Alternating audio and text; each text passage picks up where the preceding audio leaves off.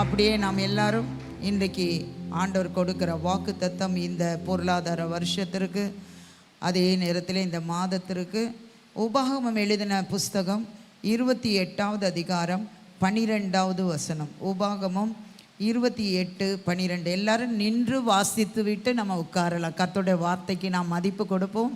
எல்லாரும் எழும்பி நின்று வாசிக்கலாம். உபாகமம் 28:12வது வசனம். நல்ல சத்தமாக 3 முறை வாசிக்கலாம்.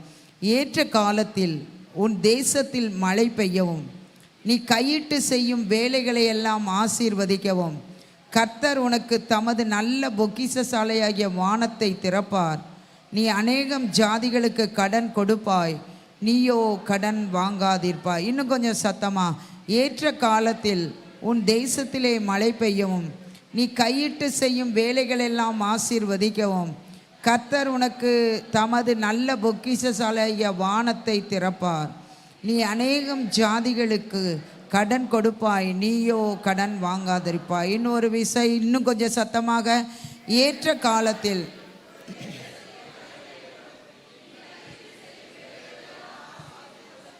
கர்த்தர் தமது நல்ல பொக்கிஷசாலையாகிய வானத்தை திறப்பார். நீ அநேகம் ஜாதிகளுக்கு கடன் கொடுப்பாய், நீயோ கடன் வாங்காதிருப்பாய். இந்த வருட வாக்கு தத்தத்தை வாசிப்போம். எரேமியா 30ஆம் அதிகாரம் 19, 20, 22.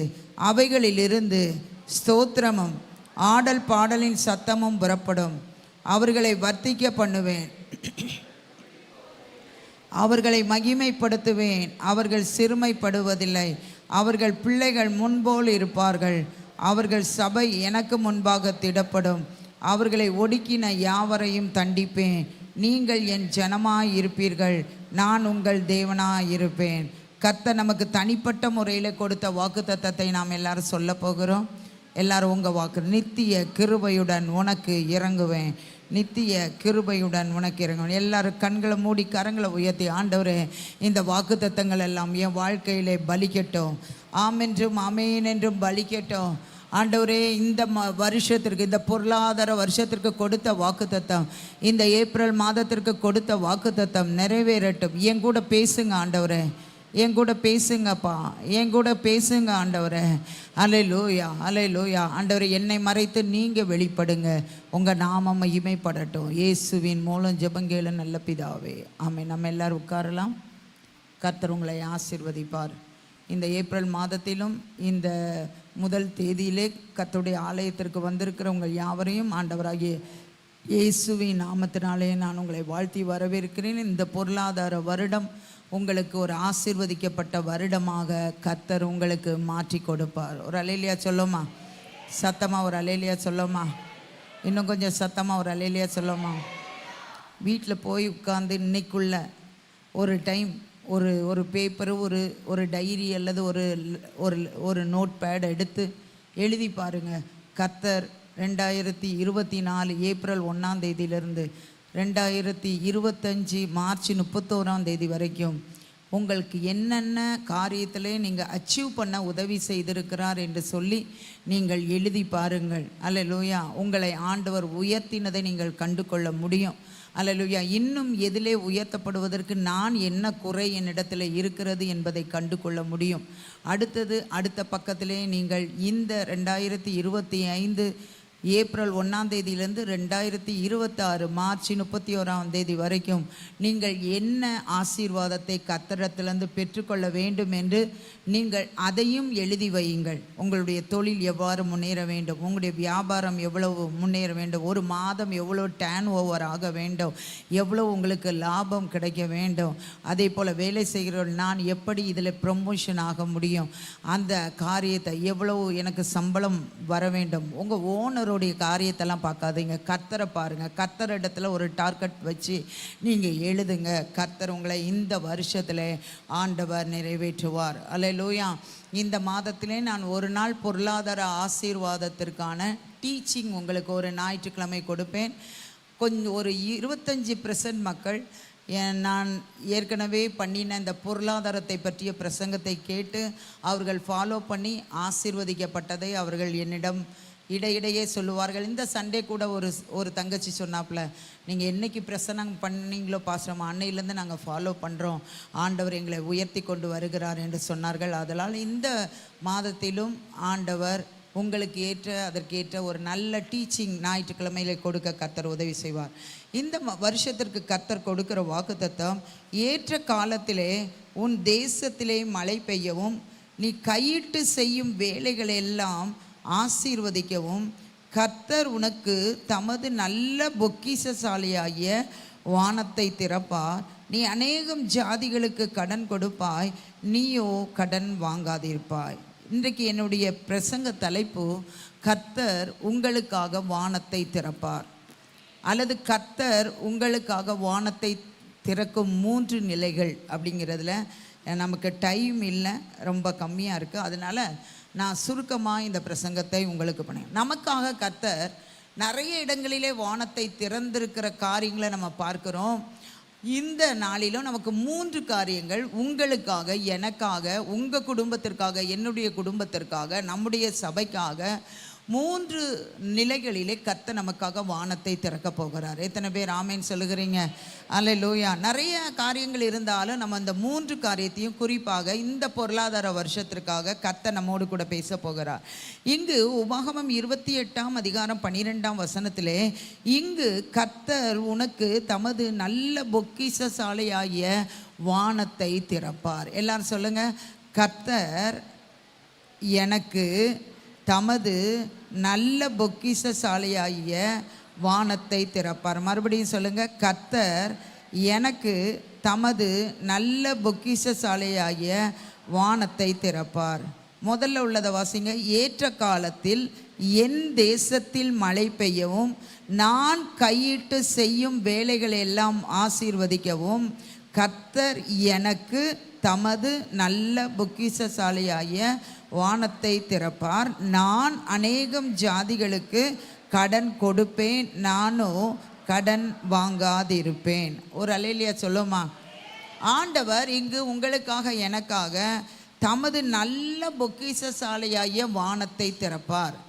வானத்தை திறக்கும்போது நம்மை ஆசீர்வதித்து அந்த பொக்கிஷசாலையிலிருந்து நமக்கு எல்லாவற்றையும் கொடுத்து, ஆண்டவர் நம்முடைய கடன்களை எல்லாம் அடைத்து, அல்லது நம்முடைய தேவைகளை சந்தித்து திருப்தியாக்கி வேண்டிய மட்டும் கொடுத்து மீதியானதை எடுக்க வைத்து அநேகருக்கு கொடுக்கிறவர்களாக நம்மை மாற்றுவதற்கு கர்த்தர் தமது நல்ல பொக்கிஷசாலையாகிய வானத்தை திறப்பார். அல்லேலூயா. எப்படி வருட வாக்குத்தத்தத்தை நாம் சொல்லி ஜெபிக்கிறோமோ, அதே போல் இந்த பொருளாதார வருஷத்திற்கு கொடுத்த வாக்குத்தத்தத்தை தினந்தோறும் மனப்பாடம் பண்ணி அறிக்கையிடுங்கள். அதிகாலை ஜெபத்துக்கு வருகிறவர்களுக்கு தெரியும், தினந்தோறும் சபைக்கு கொடுத்த வருஷ வாக்குத்தத்தம், மாதத்திற்கு கொடுத்த வாக்குத்தத்தம், நமக்கு ஆண்டவர் தனிப்பட்ட முறையில் கொடுத்துக்கிற வாக்குத்தத்தத்தை நம்ம டெய்லி அறிக்கை பண்ணுகிறோம். நடக்குமா நடக்காதா? நடக்கும்னு சொல்கிறவங்களும் ஒரு அல்லேலூயா சொல்லுங்க பார்ப்போம். நல்ல சத்தமாக ஒரு அல்லேலூயா. நடக்கும். அப்போ இதற்காக நான் ஜெபம் பண்ணும்போது, ஆண்டவரே இந்த பொருளாதார வருஷத்திற்கு எனக்கும் ஒரு வாக்குத்தத்தம் வேண்டும், எங்கள் குடும்பத்திற்கும் ஒரு வாக்குத்தத்தம் வேண்டும், நம்ம சபைக்கு ஒரு வாக்குத்தத்தம் வேண்டும், எல்லா விசுவாசிகளுக்கும் ஒரு வாக்குத்தத்தம் வேண்டும் என்று நான் ஜெபிக்கும் போது கர்த்தர் இந்த வசனத்தை ஆண்டவர் கொடுத்தார். அதுக்கப்புறமாக அதை நான் தியானிக்கும் போது ஆண்டவர் வானத்தை திறந்து ஜனங்களை ஆசீர்வதித்த 3 காரியங்களை ஆண்டவர் எனக்கு சொல்லும்படியாக ஆண்டவர் எனக்கு நினைப்பூட்டினார். இங்கு ஆண்டவர் தமது நல்ல பொக்கிஷசாலையை எதற்காக திறக்கிறார்? நமக்கு ஏற்ற காலத்தில் நம் தேசத்தில் மழை பெய்யவும், நாம் கையிட்டு செய்யும் வேலைகளை எல்லாம் ஆசீர்வதிக்கவும். சிலர் வேலை செய்வாங்க, அதில் ஆசீர்வாதம் இருக்காது. பல வருடங்களாக அவர்களுக்கு ஒரே சம்பளத்தில் இருப்பாங்க, ஒரே மாதிரி இருப்பாங்க. அல்லேலூயா. ஆண்டவர் அப்படி அல்ல. நமக்காக ஆண்டவர் நம்ம கையிட்டு செய்யும் வேலைகளை ஆசீர்வதிக்க தமது நல்ல பொக்கிஷசாலியாகிய வானத்தை திறக்கிறவராக இருக்கிறார். அப்போ வானத்தை திறந்து அவர் கொடுக்கும்போது அது கொஞ்சமாக அவர் கொடுக்க மாட்டார், சின்ன ஓட்டை போட்டு அவர் கொடுக்க மாட்டார். அவர் வானத்தையே திறந்து நம்மை இடங்கொள்ளாமல் போக மட்டும் நமக்கு அவருடைய பொக்கிஷசாலையிலிருந்து நமக்கு, அதான் அடுத்தது சொல்லப்படுகிறது, நீயோ கடன் வாங்காதிருப்பாய், அநேகம் ஜாதிகளுக்கு நீ என்ன செய்வாய்? கடன் கொடுப்பாய். அப்படின்னா பொருளாதாரத்தை பண விஷயத்திலே கர்த்தர் நமக்கு வானத்தை திறந்து ஆசீர்வதிப்பார். அல்லேலூயா. நான் ஏற்கனவே இந்த கதையை சொல்லியிருக்கிறேன்னு நினைக்கிறேன். எங்கள் அப்பா நாங்கள் சின்ன பிள்ளையாக இருக்கும்போது நிறைய கதை சொல்லுவாங்க. அல்லேலூயா. தூங்குறதுக்கு முன்னால் அவங்க நிறைய கதை சொல்லுவாங்க. அப்போது அந்த கதை சொல்லும்போது அதில் ஒரு கதை, ஒருத்தன் அப்படி பிரயாணப்பட்டு போயிட்டே இருந்தானா. அப்போது வழியில் ஒரு வீடு இருந்துச்சான். அப்போல்லாம் இந்த சத்திரம் மாதிரி கட்டி வச்சுருப்பாங்க. நடந்து தானே போகணும், அல்லது இந்த கழுதை குதிரை இதில் தான் போகணும். அப்போ வசதி இல்லாதவங்களாம் நடந்து போங்க. இவன் நடந்து பகலெல்லாம் வெயிலில் நடந்து இடையில ஒரு சத்திரம் மாதிரி இருக்கிறதுல அவன் படுத்துட்டான். படுத்து நல்லா தூங்கிட்டான். தூங்கும்போது அவன் காதில் ஒரு சத்தம் கேட்டதான், போட்டுறட்டா போட்டுறட்டா போட்டுறட்டா அப்படின்னு. இவனுக்கு என்னடா இப்படி டிஸ்டர்பன்ஸாக இருக்குது, நமக்கு டயர்டு, கால் வலிக்குது, கை வலிக்குது, படுக்கிறதுக்கும் பெரிய பெட்டெல்லாம் இருக்காது, அதில் இருக்கிற தரையில் தான் படுக்கணும். அப்போ என்னடா போட்டுறட்டா போட்டுன்னா அவனும் என்னென்னு சுற்றி சுற்றி பார்த்தான். இருட்டுக்குள்ளே ஒன்றுமே தெரியல, யாரும் தெரியல. ஆனால் மறுபடியும் மறுபடியும் அதே தான், போட்டுறட்டா போட்டுறட்டா போட்டுட்டா அப்படின்னு சொல்லிட்டு கடைசியில் ஒரு மணி நேரம் கழித்து போட்டு தான் தொலையேன் அப்படின்னு சொன்னானா.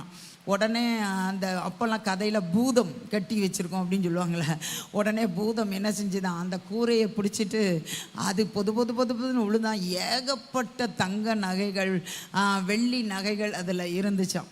இது ஒரு கதை, இதெல்லாம் ஒன்றும் பூதம்லாம் போடாது. ஆனால் நிஜ வாழ்க்கை என்னென்னா, நம்முடைய ஆண்டவர் வானத்தை திறந்தார், நமக்கு நம்ம தேவைக்கு மிஞ்சி தான் தருவார், கொஞ்சமாக தரவே மாட்டார். அதை விசுவாசிங்க. இந்த வருடத்தில் உங்கள் வருமானம் 10,000 இருக்கா, அல்லது 20,000 இருக்கா, 50,000 இருக்கா, 1,00,000 இருக்கா, இல்லை அதுக்கு மேலே இருக்கா, அது பிரச்சனை இல்லை. ஆனால் கர்த்தருடைய ஆசீர்வாதமாக இருந்தால் அவர் நமக்கு கொஞ்சமாக தருகிறவர் அல்ல, அவர் நமக்கு நிறைவாக தருகிறவர். அவர் தருகிறத நம்மளுக்கு திருப்தியாக்குகிறவர், நமக்கு வேண்டிய மட்டும் கொடுக்கிறவர், அவர் மீதியானதை எடுக்க வைக்கிறவர். அல்லேலூயா.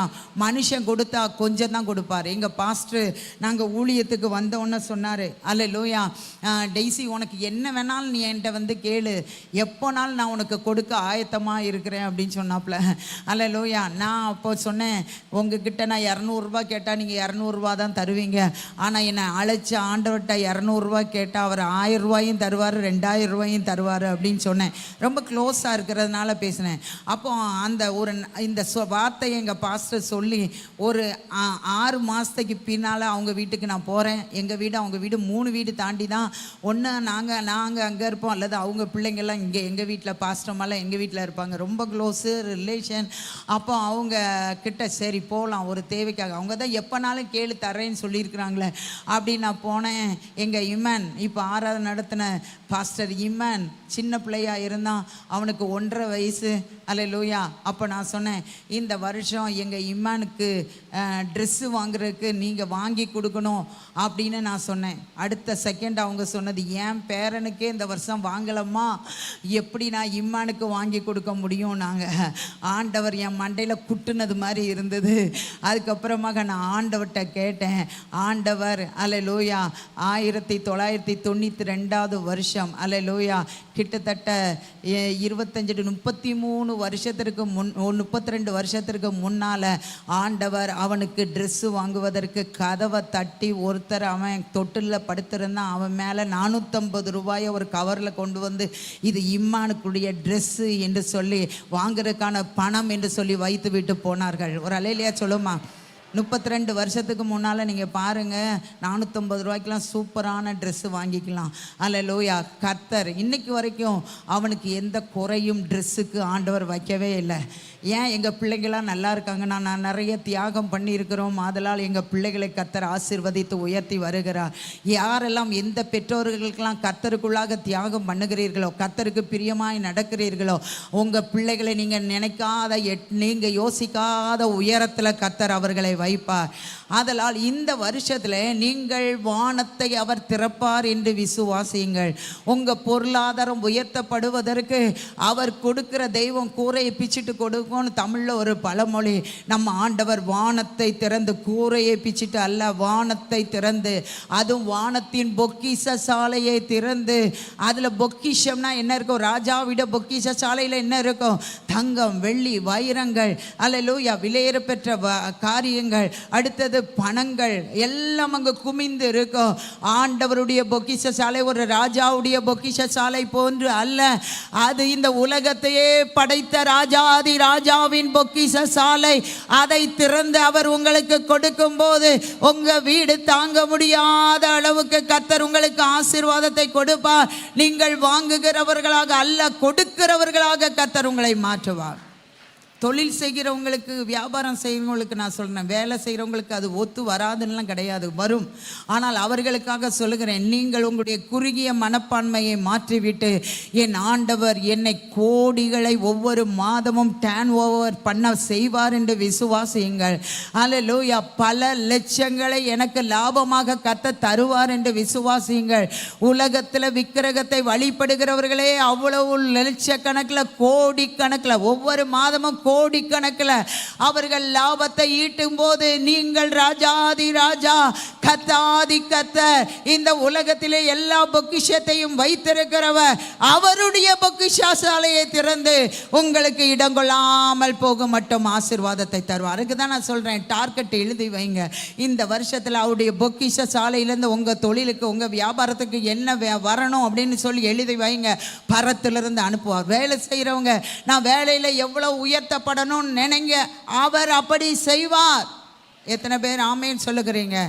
சத்தமாக ஒரு அல்லேலூயா சொல்லுமா? அல்லேலூயா. அப்பொழுது நாம் எப்படி ஆசீர்வதிக்கிறார்? கடன் கொடுக்கிறவர்களாக கர்த்தர் ஆசீர்வதிக்கிறார். அப்படி அறிக்கையிடுங்க, ஆண்டவர் இந்த வருஷத்திலே செய்வார். அதற்கு நாம் செய்ய வேண்டிய ஒரே ஒரு காரியம், ஆண்டவர் வானத்தின் பொக்கிஷ சாலையை திறக்க வேண்டுமானால் 1ஆம் வசனம் 2ஆம் வசனத்தை வாசிப்போம். இன்று நான் உனக்கு விதிக்கிற உன் தேவனாகிய கர்த்தருடைய கட்டளைகளின்படி செய்ய நீ கவனமாயிருக்கும்படி அவருடைய சத்தத்திற்கு உண்மையாய் செவி கொடு. ஆனால் உன் தேவனாகிய கர்த்தர் பூமியில் உள்ள சகல ஜாதிகளிலும் உன்னை மேன்மையாக வைப்பார். நீ உன் தேவனாகிய கர்த்தரின் சத்தத்திற்கு செவி கொடுக்கும் போது இப்பொழுது சொல்லப்படும் ஆசீர்வாதங்கள் எல்லாம் உன்மேல் வந்து உனக்கு பலிக்கும். ஒன்று, அவருடைய கட்டளையின்படி செய்ய கவனமாய் இருக்க வேண்டும். இரண்டாவது, அவருடைய சத்தத்திற்கு உண்மையாய் செவி கொடுக்கும் போது அதை மறுபடியும் அழுத்தி சொல்லுகிறார், நீ உன் தேவனாகிய கர்த்தரின் சத்தத்திற்கு செவி கொடுக்கும் போது. அருமையான தேவனுடைய பிள்ளைகளே, அவர் சத்தத்தை கவனமாய் கேட்டு அதை செய்ய ஆயத்தமாய் இருக்க வேண்டும். அவருடைய சத்தத்திற்கு அறக்குறையாக அல்ல, எல்லாவற்றிற்கும் உண்மையாக செவி கொடுக்க வேண்டும். அப்படி என்றால் இந்த வேதத்தை நீங்கள் வாசிக்க வேண்டும். வேதத்தில் உள்ள வசனங்களை, வாக்கு தத்தங்களை நீங்கள் அறிக்கை பண்ண வேண்டும். அதை நீங்கள் கடைபிடிக்க வேண்டும். இதை வாசிக்காம எப்படி கடைபிடிக்க முடியும்? இதை அறிக்கையிடாமல் எப்படி கடைபிடிக்க முடியும்? அப்படி செய்யும் போது ஆண்டவர் ஏற்ற காலத்தில், ஒவ்வொரு வாழ்க்கையின் ஒவ்வொரு சூழ்நிலைகளிலும் உங்களுக்கு ஒரு காலம் இருக்கிறது. அந்த காலத்திலே, அதின் காலத்திலே அவர் என்னென்ன ஆசீர்வாதத்தை தர வேண்டுமோ அதற்காக அவர் வானத்தை திறப்பார். ஏற்ற காலத்தில் உன் தேசத்தில் மழை பெய்யும். நீ கையிட்டு செய்யும் எல்லா வேலைகளையும், எல்லாரும் சொல்லுங்க, கையை உயர்த்தி, நான் கையிட்டு செய்யும் எல்லா வேலைகளையும், நான் கையிட்டு செய்யும் எல்லா வேலைகளையும் ஆசீர்வதிக்கவும் அவர் தமது பொக்கிஷ சாலையை எனக்காக திறப்பார், என் குடும்பத்துக்காக திறப்பார். அப்போ முதல்ல வானத்தை கர்த்தர் திறந்து அவருடைய பொக்கிஷ சாலையில் இருந்து நமக்கு பொருளாதார ஆசீர்வாதத்தை கொடுக்கிறார்.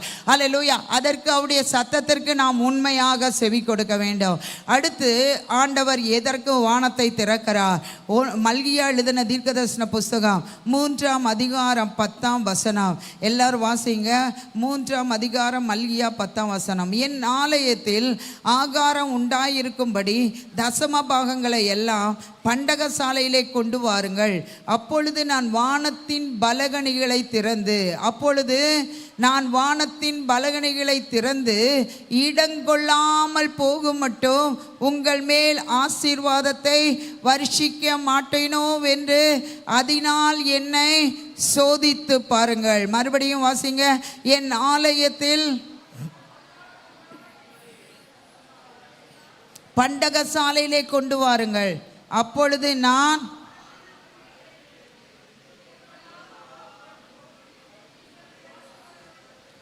ரெண்டாவது இங்கு இந்த இடத்திலே வானத்தின் பலகணிகளை நமக்கு திறக்கிறார். அங்கு வானத்தின் பொக்கிஷ சாலையை திறக்கிறார். இங்கு வானத்தின் பலகணிகளை திறக்கிறார். பலகணிகள் என்பது நல்ல பெரிதாக திறக்கக்கூடிய ஒரு திறப்பு. அல்லேலூயா. ஆண்டவருங்க சொல்லுகிறார், நான் உனக்காக பலகணிகளை திறக்கிறேன். நிறைய பொக்கிஷ அறைகள் இருக்கிறது, நிறைய ஆசீர்வாதத்தின் அறைகள் இருக்கிறது.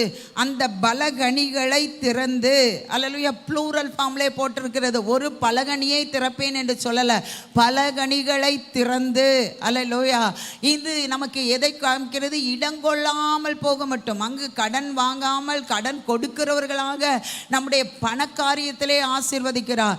இங்கு நமக்கு என்னென்ன மெட்டீரியல் பிளெஸிங் வேண்டுமோ அதற்காக அவர் ஒவ்வொரு பலகணிகளை நமக்காக திறந்து இடங்கொள்ளாமல் போக மட்டும் கர்த்தர் ஆசீர்வதிக்கிறார். வேதத்திலே ஆபிரகாமை ஆசீர்வதிக்கும் போது அவன் குடியிருந்த பூமி தாங்க முடியாத அளவுக்கு ஆசீர்வதித்தார். ஈசாக்கை 100 மடங்கு ஆசீர்வதித்தார். யாக்கோபையும் ஏசாவையும் நீங்கள் பார்க்கும்போது ஆபிரகாமுக்கு சொல்லப்பட்ட அதே வார்த்தை சொல்லப்பட்டிருக்கிறது. அவருடைய மந்தையும் அவருடைய ஆசீர்வாதமும் பெருகி இருந்தபடியினாலே அவர்கள் ஒருமித்து குடியிருக்க கூடாமல் போயிற்று. ஒரு அல்லேலூயா சொல்லுமா? அல்லேலூயா. கர்த்தர் ஆசீர்வதிக்கும் போது நீங்கள் உங்களுடைய சகோதர சகோதரிகளோட அல்லது உங்களுடைய குடும்பத்தின் நபர்களோடு ஒருமித்து குடியிருக்க முடியாத அளவுக்கு உங்களுடைய வீடு நிரப்பப்படும், உங்களுடைய ஆஸ்திகள் பெருகும், உங்களுடைய ஐஸ்வர்யங்கள் பெருகும். அருமையான தேவனுடைய பிள்ளைகளே, ஆண்டவர் நமக்கு பலகணிகளை திறக்கிறார். என்னென்ன ஆசீர்வாதம் நமக்கு வேண்டுமோ அந்த பலகணியை திறப்பார். இன்றைக்கு என்ன ஆசீர்வாதம் வேண்டுமோ அந்த பலகணியை திறப்பார். நாளைக்கு அல்லது அடுத்த மாதத்திற்கு என்ன வேண்டுமோ அந்த பலகணிகளை திறப்பார். இந்த 2025-26 பொருளாதார வருஷத்தில் உங்களுக்கு நிறைய ஆஸ்தி ஐஸ்வர்யங்களை கர்த்தர் வாங்கும்படியாக கர்த்தர் செய்ய போகிறார். ஆமேன் என்று சொல்லுகிற 2 கையை உயர்த்தி 3 அல்லேலூயா சொல்லுங்க.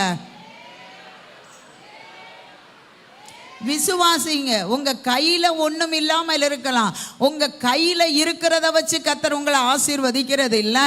அவர் வானத்தின் பலகணிகளை திறந்து நம்மை ஆசீர்வதிக்கிறவர். 5 அப்பத்தையும் 2 மீனையும் அவர் ஆசீர்வதித்து அவர் 5000 புருஷர்களுக்கு 5000 ஸ்திரீகளுக்கு அவர்களுடைய பிள்ளைகளுக்கு அவருடைய பெற்றோருக்கு அவர் திருப்தியாக கொடுத்தார். வேண்டிய மட்டும் கொடுத்தார், மீதியானதை அவர் எடுக்க உதவி செய்தார். அந்த தேவனைத்தான் நாம் ஆராதிக்கிறோம். உங்களுக்கு அவர் பலகணிகளை திறந்து இடமே இல்லை என்று சொல்லுகிற அளவுக்கு கர்த்தர் உங்களுக்கு ஆசீர்வாதத்தை தருவார். அல்லேலூயா. உங்க பேங்க் அக்கௌண்ட்ல நிறைய பணங்கள் போடும்போது மேனேஜர் கூப்பிட்டு சொல்லுவார், சார் இன்னொரு அக்கௌண்ட் ஓப்பன் பண்ணிக்கோங்க, உங்க பிஸ்னஸ்க்காக இன்னொரு அக்கௌண்ட் ஓப்பன் பண்ணிக்கோங்க. அல்லேலூயா. உங்களுடைய தொழில் உங்களுடைய வியாபாரத்துக்காக இன்னொரு அக்கௌண்ட் ஓப்பன் பண்ணிக்கோங்க. நிறைய பேங்க்ல இருந்து உங்க டிரான்சாக்ஷனை பார்த்து எங்க பேங்க்ல வந்து ஓப்பன் பண்ணி கொள்ளுங்க. அல்லேலூயா. நீங்க இந்த இடத்தை வாங்கி கொள்ளுங்க, நீங்க இந்த பொருளை வாங்கி கொள்ளுங்க என்று சொல்லி உங்களை தேடி வந்து அவர்கள் கேட்கிற அளவுக்கு கர்த்தர் உங்களுக்காக பலகணிகளை திறந்து இடங்கொள்ளாமல் போக மட்டும் ஆசீர்வாதத்தை கட்டளையிடுவார்.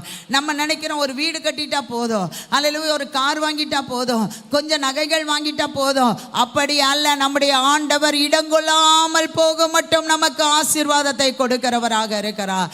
அதற்கு நாம் செய்ய வேண்டிய காரியம், ஆண்டவருடைய ஆலயத்திலே ஊழியங்கள் நடைபெறுவதற்கு நாம் ஆண்டவருக்கென்று தசம பாகத்தை நாம் கொண்டு வர வேண்டும். ஒரு அல்லேலூயா சொல்லுவோமா? அல்லேலூயா. பழைய ஏற்பாட்டிலே சொல்லப்பட்டிருக்கிறது, புதிய ஏற்பாட்டில் இருக்கிற நமக்கு வேண்டாம் என்று நிறைய மக்கள் சொல்லுகிறார்கள். கள்ள தீர்க்கதரிசிகள், கள்ள போதகர்கள். உங்களுக்கு ஒன்று சொல்லட்டா, ஆபிரகாமுக்கு உண்டான ஆசீர்வாதங்கள் எல்லாம் இயேசு கிறிஸ்து மூலமாக நமக்கு வருகிறது. அப்போ ஆபிரகாமுடைய சந்ததிக்கு தான் இந்த வார்த்தைகள் எல்லாம் எழுதி வைக்கப்பட்டிருக்கிறது.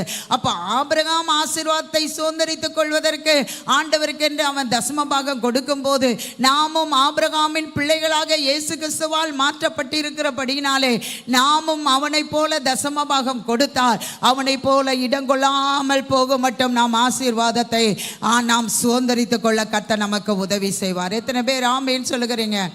அதை பாஸ்டருக்குன்னு கொடுக்காதீங்க, சபைக்குன்னு கொடுக்காதீங்க. நம்ம சபைக்கு 2 பெரிய இடம் இருக்கிறது. அல்லேலூயா. பாஸ்டருக்கு நான் நல்ல ஒரு காரில் வராரு, அவங்க பையன் நல்ல ஒரு காரில் வரான், அவங்களுக்கு நல்ல வீடு இருக்குது, நம்ம தசம பாகத்தை கஷ்டப்பட்டவங்களுக்கு நம்ம கொண்டு போய் கொடுக்கலாம் அப்படின்னு நீங்கள் பிரித்து கொடுக்காதீங்க. நம்ம எந்த கடையில் சாப்பிடுகிறோமோ அந்த கடைக்கு தான் நம்ம பே பண்ணணும். இந்த கடை ஹோட்டல் பெருசாக இருக்குது, அதனால நான் வேற ஒரு ஹோட்டலுக்கு, சின்ன ஹோட்டல் பக்கத்தில் இருக்குது, அதுக்கு கொண்டு போய் கொடுப்பேன்னா அவர் ஒத்துக்கிட மாட்டார். அதே போல் இந்த ஆலயத்தில் ஆகாரத்தை ஆண்டவர் உங்களுக்கு கொடுக்கிறார். அதற்கு கொடுப்பதற்கு கர்த்தர் ஊழியக்காரர்களை வைத்திருக்கிறார். அந்த ஊழியக்காரர்கள் மூலமாக ஆகாரத்தை நீங்கள் பெற்றுக்கொள்வீர்கள் என்றால் இங்கு ஆகாரம் உண்டாயிருக்கும்படி இந்த ஊழியங்கள் அல்லேலூயா நல்ல இன்னும் பழுகி பெருகுவதற்கு நீங்கள் எத்தனை லட்சம் உங்களுக்கு வருமானம் வந்தாலும், 10 லட்சம் உங்களுக்கு மாசம் வருகிறதா, 1 லட்சத்தை எப்படிங்க கொண்டு வந்து கொடுக்கிறதுக்கு? பிரிச்சு கொடுக்கணும். 1 லட்சத்தை கொடுங்க, ஆண்டவர் அதை 2 லட்சம் கொடுக்கிறதாக மாற்றுவார். 10,000 கொடுங்கள், 20,000 கொடுக்கிறவராக கர்த்தர் மாற்றுவார். அல்லேலூயா. ஆண்டவருக்கு உண்மையாக மனம் நோகாமல் மனப்பூர்வமாய் கொடுக்கும் போது கர்த்தர் உங்களுக்கு திரும்ப கொடுப்பார். அல்லேலூயா. வானத்தின் பலகணிகளை திறந்து இடங்கொள்ளாமல் போகும் மட்டும் கொடுப்பார். 3வது நாம் ஒரு இடத்துல வானத்தை திறக்கிறதான காரியத்தை நம்ம பார்ப்போம். அல்லேலூயா. எல்லாரும் மத்தேயு எழுதின சுவிசேஷம் அல்லேலூயா 3ஆம் அதிகாரத்தை நாம் எடுத்துக்கொள்வோம். மத்தேயு எழுதின சுவிசேஷம் 3ஆம் அதிகாரம் 16ஆம் வசனத்தை நாம் எல்லாரும் வாசிப்போம். மத்தேயு 3ஆம் அதிகாரம் 16ஆம் வசனம் எல்லாரும் வாசிங்க. இயேசு ஞானஸ்தானம் பெற்று ஜலத்திலிருந்து கரையேறின உடனே இதோ வானம் அவருக்கு திறக்கப்பட்டது, தேவ ஆவி புறாவை போல இறங்கி தம்மேல் வருகிறதை கண்டார். அன்றியும் வானத்திலிருந்து ஒரு சத்தம் உண்டாகி, இவர் என்னுடைய நேசகுமாரன், இவரில் பிரியமாயிருக்கிறேன் என்று உரைத்தது. வானம் அவருக்கு திறக்கப்பட்டது, தேவ ஆவியானவர் புறாவை போல அவர் மேல் வந்து இறங்கினார். அப்போஸ்தலர் 2ஆம் அதிகாரத்தை நாம் எல்லாரும் எடுத்துக்கொள்வோம். அல்லேலூயா. அந்த 3ஆம் வசனத்தை நாம் எல்லாரும் வாசிக்கலாம். 2ஆம் அதிகாரம் 2ஆம் வசனத்திலிருந்து. அப்போஸ்தலர் 2:2. அப்பொழுது சத்தமா வாசிங்க. பலத்த காற்று அடிக்கிற முழக்கம் போல வானத்திலிருந்து சடிதியாய் ஒரு முழக்கம் உண்டாகி அவர்கள் உட்கார்ந்திருந்த வீடு முழுவதையும் நிரப்பிட்டு, அல்லாமலோ அக்கினிமயமான நாவுகள் போல பிரிந்திருக்கும் நாவுகள் அவர்களுக்கு காணப்பட்டு அவர்கள் ஒவ்வொருவர் மேலும் வந்து அமர்ந்தது. அவர்கள் எல்லாரும் பரிசுத்த ஆவியினாலே நிரப்பப்பட்டு ஆவியானவர் தங்களுக்கு தந்தருளின வரத்தின்படியே வெவ்வேறு பாஷைகளில் பேசத் தொடங்கினார்கள். இயேசுவானவர் ஞானஸ்தானம் பெற்று கரையேறின வானம் திறந்து தேவ ஆவியானவர் அவர் மேல் புறாவை போல இறங்கினார். இங்கு அப்போஸ்தலர்களிடத்திலே 1ஆம் அதிகாரத்திலே ஆண்டவர் சொல்லுகிறார், பரமேறும் போது நீங்கள் பிதாவின் வாக்குத்தத்தம் நிறைவேற நீங்கள் காத்திருங்கள் என்று சொன்னார். 2ஆம் அதிகாரத்தில் வானத்தை திறந்து அவருடைய அபிஷேகத்தை கர்த்தர் ஊற்றுகிறதை பார்க்கிறோம். அல்லேலூயா. எங்கெல்லாம் பலி செலுத்தினாங்களோ அங்கெல்லாம் வானத்திலிருந்து ஒரு அக்கினி இறங்கி வந்து அந்த பலியை பட்சித்து போட்டது என்று பார்க்கிறோம். அருமையான தேவனுடைய பிள்ளைகளே, இது எதை காண்பிக்கிறது?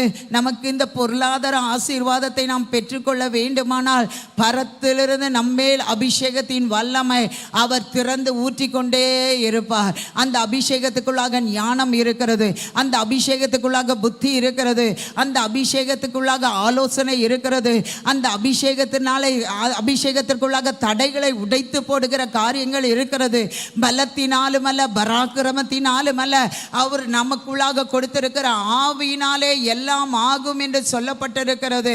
அருமையான தேவனுடைய பிள்ளைகளே, ஆவியானவர் வானத்தை திறந்து எப்பொழுதெல்லாம் உங்களுக்கு அபிஷேகம் தேவையோ அப்பொழுதெல்லாம் அவர் அபிஷேகத்தை போடுவதற்கு அவர் ஆயத்தம் உள்ளவராக இருக்கிறார். அந்த அபிஷேகம் உங்க தலை மேல, அந்த அபிஷேகம் உங்களுடைய இருதயத்திற்குள்ளாக, அந்த அபிஷேகம் உங்க மூளைக்குள்ளாக, அந்த அபிஷேகம் உங்க ஆவிக்குள்ளாக, அந்த அபிஷேகம் உங்க ஆத்மாக்குள்ளாக, அந்த அபிஷேகம் உங்களுடைய சரீரத்துக்குள்ளாக வானத்தை திறந்து அவர் நிரப்புவதற்கு ஒரே நாள் அல்ல.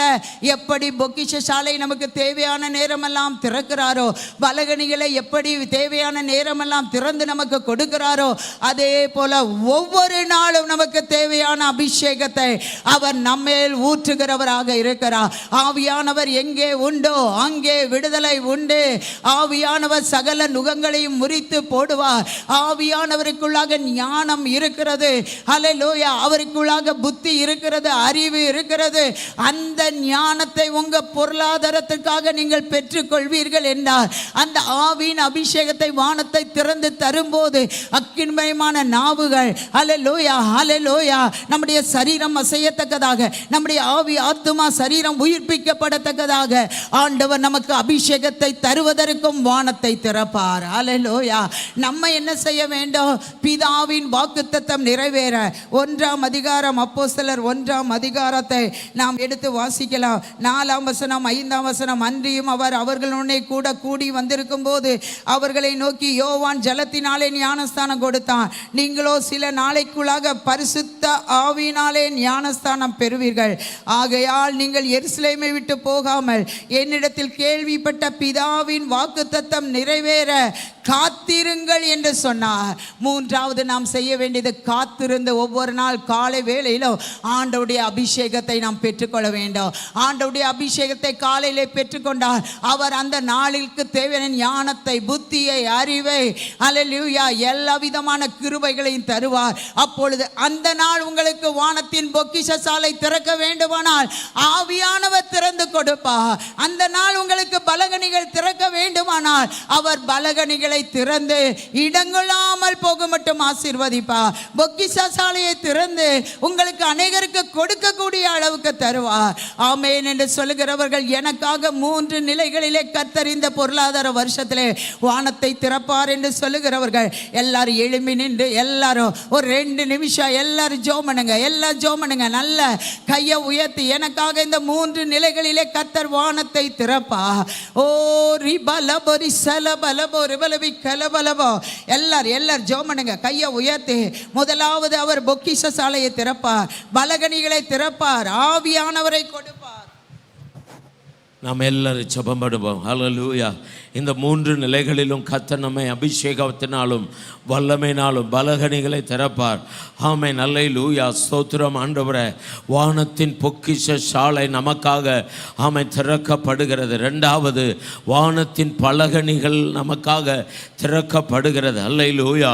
இயேசுவானவர் மேல் ஆமென் அபிஷேகத்தின் வல்லமை வானத்திலிருந்து இறங்கி வந்தது போல உங்கள் மேலும் கர்த்தருடைய வல்லமையை நிரப்பி நீங்கள் எந்தெந்த காரியங்களில் எல்லாம் ஒவ்வொரு நேரமும் ஒவ்வொரு நாளும் கர்த்தருடைய ஆசீர்வாதங்களை பெற்றுக்கொள்ள வேண்டுமோ, அது ஆவிக்குரிய ஆசீர்வாதமாக இருக்கலாம், அது உலக பிரகாரமான எல்லா நன்மைகளாய் காணப்படலாம், அவைகள் எல்லாவற்றையும் பெற்றுக்கொள்ளத்தக்கதாக கர்த்தர் உங்களை நிரப்ப வல்லமையுள்ளவராக இருக்கிறார்.